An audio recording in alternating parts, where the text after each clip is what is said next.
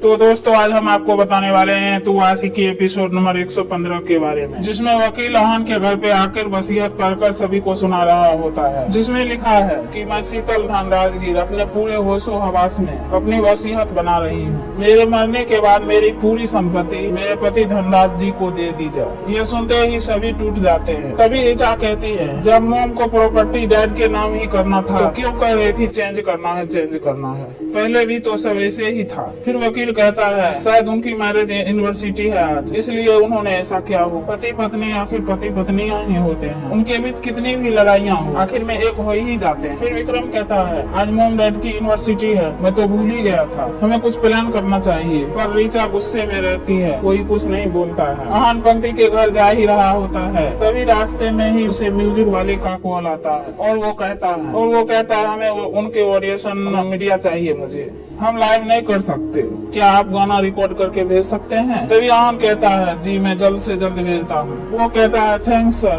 मैं वेट करता हूँ। इधर जैन साहब शीतल जी को उसी जगह लाते हैं जहाँ वो पहले यूनिवर्सिटी पे आए थे। फिर कहते हैं, उस दिन तुमने मुझे बहुत बढ़िया गिफ्ट दिया था, तुम्हारी प्रॉपर्टी। फिर शीतल कहती है, गलती हो गई थी। फिर वो अपना चश्मा उतारती है और कहती है, पर आज सुधार ली। तभी जैन साहब कहते हैं, गलती तो मैंने भी की थी, तुमसे प्यार कर बैठा और उस गलती को मैं कभी नहीं सुधारू। फिर शीतल कहती है, प्यार और मुझसे? फिर जेडी साहब कहते हैं, हाँ कोई शक? शीतल कहती है, तुम इतनी बेशर्मी से झूठ कैसे बोल लेते हो? इतने सालों से तुम्हारी सच्चाई नहीं पता था तो चलो बोल लिया, पर अब तो सब कुछ सबके सामने हो चुका है। फिर भी? फिर जेडी साहब कहते हैं, मैंने ना तब झूठ बोला था ना अब। फिर जेडी कहते हैं, प्यार बहुत अजूबा मेला है, दिल कहीं और लग जाती है, प्यार किसी और से हो जाती है, खासकर बाबू जैसे खूबसूरत चीज सामने हो तो कोई अपने आप को कैसे रोक सकता है? शीतल ये सुनने के बाद शौक में आ जाती है। फिर जेडी कहते हैं, इमोशनल औरतों के लिए मुझे अभी भी तुम्हारा साथ चाहिए, पर बाकी जरूरतों के लिए बाबू का साथ। तभी शीतल जेडी को जोर से थप्पड़ मार देती है और कहती है, शराब। फिर भी जेडी को कोई फर्क नहीं पड़ता है। वो कहते हैं, लगता है तुम अब भी मुझसे प्यार करती हो। शीतल कहती है, अगर करती तो खुद से नफरत करती। जेडी कहते हैं, इतनी नफरत क्यों कर रही हो,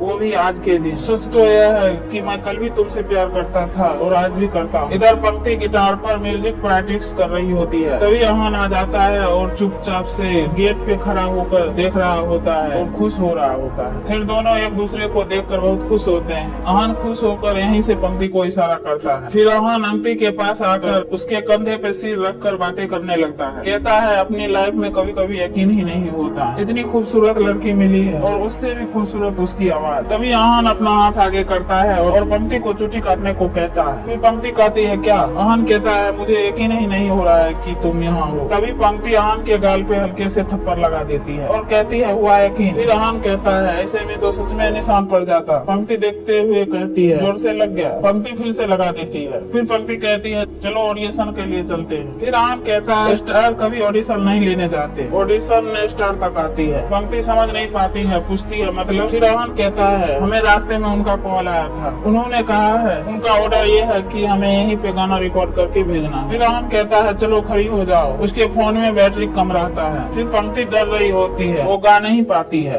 अहान कैमरे लिए खड़े रहता है। अहान पंक्ति से कहता है, नर्वस हो? तभी अनीता शर्मा दरवाजे पे आ जाती है। देखकर कहती है, पहले खुद गिटार लिए फिरता था और अब मेरी बेटी से गा पाएगा। फिर अनीता के पास पूर्वा आती है और कहती है, माँ पंक्ति कोई छोटी मोटी जगह नहीं जा रही है गाना गाने के लिए, ये एक ऐसा ऑडिशन है जहाँ एक रात में जिंदगी बदल सकती है। अगर पंक्ति जीतेगी ना तो वो रातों रात स्टार बन जाएगी। अनीता कहती है, सच? फिर पूर्वा कहती है, हाँ माँ, और मुझे यकीन है कि ऐसा ही होगा। पंक्ति कंपटीशन में पार्टिसिपेट भी करेगी और जीतेगी भी। अहान को भी यही लगता है। अहान ने पंक्ति की आवाज सुनी है और भूलो मत, अहान एक प्रोफेशनल सीनियर है, उसे इन सब चीजों की काफी नॉलेज है। फिर पूर्वा वहाँ से चली जाती है। अनीता मुस्कुराने लगती है। फिर अकेली में अनीता शर्मा बरोबर आती है। अगर पंक्ति सुपर स्टार बन जाएगी तो पैसा खुद ब खुद चलकर घर तक आए। लेकिन फिर जेडी साहब का क्या होगा? इधर जेडी साहब शीतल को अपने गोल गोल बातों में घुमा रहे होते हैं और कहते हैं, तुमने तो अपनी सारी जिम्मेदारियों से हमें आजाद कर दिया, लेकिन प्लीज अपने जिंदगी से आजाद मत करो। कहते हैं कि बीवी जब नाराज हो तो पति को मनाना चाहिए और अपने जेब से हार निकालते हैं, शीतल को पहनाते हैं और कहते हैं, हो सकता है कि बीवी का मूड ठीक हो जाए। शीतल एक सीधी सादी औरत रहती है, वो कुछ नहीं समझ पाती। फिर भी वो कहती है, मेरी दी हुई भीख से मेरे लिए ही गिफ्ट खरीदोगे? प्यार एक पल खो भी जाए तो वापस आ जाती है, पर एक बार आदमी जब अपना इज्जत खो देता है तो वो वापस नहीं आती है। तभी शीतल के मोबाइल पे ऋचा फोन करती है, उनकी यूनिवर्सिटी की उन्हें बधाई देती है। शीतल कहती है थैंक यू बेटा, तुम्हें याद था, मुझे तो बिल्कुल ही नहीं याद था। ऋचा शीतल से कहती है मॉम आपका पेपर का टेंशन फाइनली खत्म हो गया। शीतल कहती है मेरे लिए भी बहुत बड़ा काम था, लॉयर ने सारी चेंजेस सुना दिए तुम्हें। फिर ऋचा कहती है पर हाँ चेंजेस तो ऐसा कुछ था ही नहीं। फिर ऋचा कहती है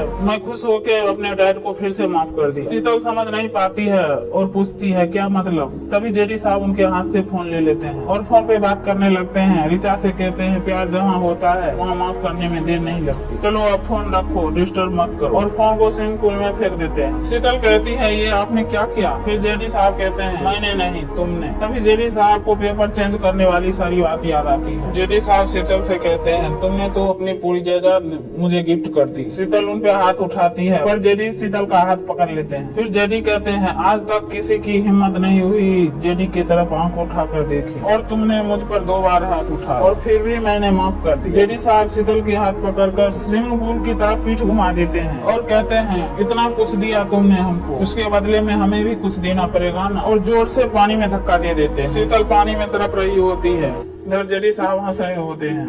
इधर आहन पंक्ति को बैठाकर समझा रहा होता है और उसे कहता है पंक्ति अगर अकेले में नर्वस हो रही तो सब लोगों के सामने कैसे गाओ। आहन तुम मेरा हौसला बढ़ा रहे हो या मुझे डरा रहे हो। फिर आहन कहता है मैं बस यही कह रहा हूँ कि किसी के लिए मत गाओ, सिर्फ अपने लिए गाओ। ओके, तुमने कभी आसमान में बादल देखी है? कभी लगा है कि वो किसी के कहने पे चलती है? बस अपनी मर्जी से यहाँ से वहाँ घूमती रहती है। पर गर्मी में जब गरजते हैं और बरसते हैं तो कहते हैं ठंड पड़ जाती है। तुम्हें भी ऐसे बादल की तरह बनना है, तुम भी ठीक वैसे ही करो, घूमती रहो बस यहाँ से वहाँ। जब तुम्हारे गले से सुर बरसेगी सबके दिल पे ठंड पड़ जाए। और अगर अपने लिए नहीं गा सकती तो एक और है जिसके लिए तुम गा सकती, मैं। फिर दोनों हंसने लगते हैं। इधर जेडी साहब शीतल को बार बार पानी में डूबो कर मारना चाहता है, फिर भी किसी तरह शीतल जेडी से बचकर भाग रही होती है। जब वो बाहर निकलने वाली होती है तभी जेडी आकर उसके पैर पकड़ के पानी में खींच लेते हैं। जेडी शीतल को बहुत बुरी तरह पानी में डूबो कर मारता है। वो सांस नहीं ले पाती है और तड़प रही होती है। जेडी पीछे से गले का हाथ दबाकर उसका गला दबाना चाहता है। जेडी कहते हैं मुझे भिखारी कहा था तुमने जैन धनराज जी को, अब खुद जान की भीख मांग रही हो।